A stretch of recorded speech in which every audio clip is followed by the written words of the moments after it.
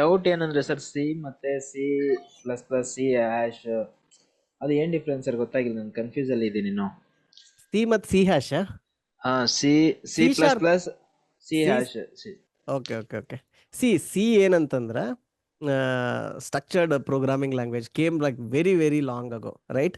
ಅದ್ರೊಳಗೆ ಏನಂದ್ರೆ object oriented programming ಇಲ್ಲ ಸಿ ಒಳಗೆ. ಓಕೆ ಓಕೆ, ಆ ಪ್ರಾಬ್ಲಮ್ ಸಾಲ್ವ್ ಮಾಡಕ್ಕೆ ಈಗೇನು ನಿಮ್ಗೆ ಎಕ್ಸ್ಪ್ಲೇನ್ ಮಾಡಿದ್ನಲ್ಲ, ಈ ತರ ಕೋಡ್ ಸಿ ಒಳಗೆ ಬರೆಯೋಕ್ಕಾಗಲ್ಲ.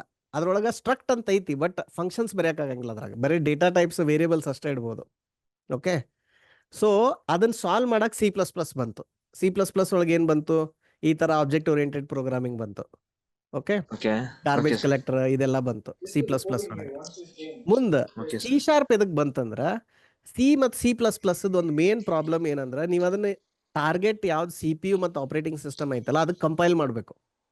ನೀವು ಅದನ್ನ ಏನಾರ ಈಗ ಆರ್ಮ್ ಪ್ರೊಸೆಸರ್ಗೆ 64 ಬಿಟ್ ಕಂಪೈಲ್ ಮಾಡಿದ್ರಿ, ನಾಳೆ ಹೋಗ್ಬಿಟ್ಟು ನೀವು ಇಂಟೆಲ್ ಪ್ರೊಸೆಸರ್ 64 ಬಿಟ್ ರನ್ ಮಾಡೋದಿತ್ತಂದ್ರೆ ಮತ್ತೆ ಹೊಳ್ಳಿ ಕಂಪೈಲ್ ಮಾಡ್ಬೇಕು. ಅದನ್ನ ಕಂಪೈಲ್ ಮಾಡಿ ಅದಕ್ಕೆ ರೆಡಿ ಮಾಡ್ಬೇಕು.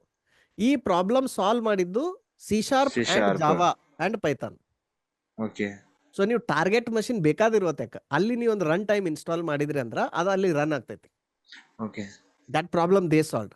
And in terms of evolution, C sharp is invented by Microsoft, Java is invented by Sun Microsystems, and Python is an open source programming language.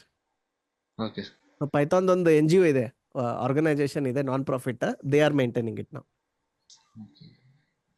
And Okay, they sir, all evolved to solve some drawback or the problem of the previous programming language.